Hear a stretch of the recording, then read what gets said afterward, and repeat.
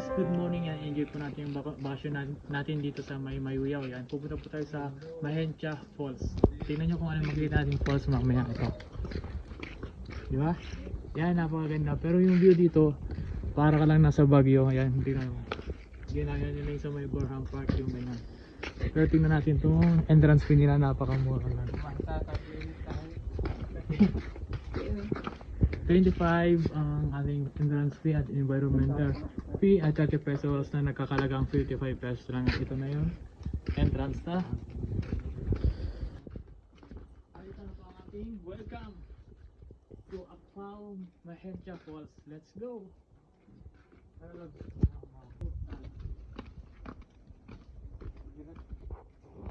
Guys, kaya siya may hawakan kasi madulas yung daan. At kanina pa kami naglalakad, hindi na kung makakarating pa kami. Pero tara, pagpatuloy lang natin to. Let's go! At ayun nga guys, makikita niyo na yung view. Ito na siya. Hey guys, yan. Sa haba-haba ng nilakad natin, ito yung view na sasalubong sa'yo. Yan guys, grabe pala to. First time natin. Nakailang na tayo steps. Pero yung view pa lang na yung nakikita natin.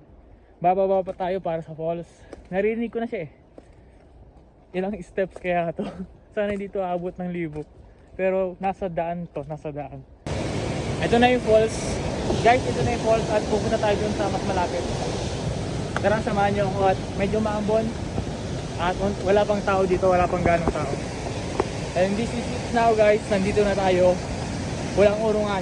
Pero maraming tao dito pag summer time or picnic time na sinasabi nila. Ito, kung makikita nyo diba, ang ganda. Yan, pwede tayong bumaba dito. Pero, wow! Madulas. Yan. Ito na siya. Ang kanyang current. O, diba? Hindi tayo makakaligo kasi ito lang dala natin, outfit. Outfit check, ito lang. Pero, grabe guys, kung gusto nyo mag-picnic dito, napakalinis ng tubig.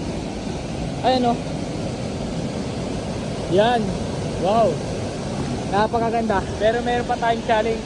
Puntahan pa natin yon. And let's go.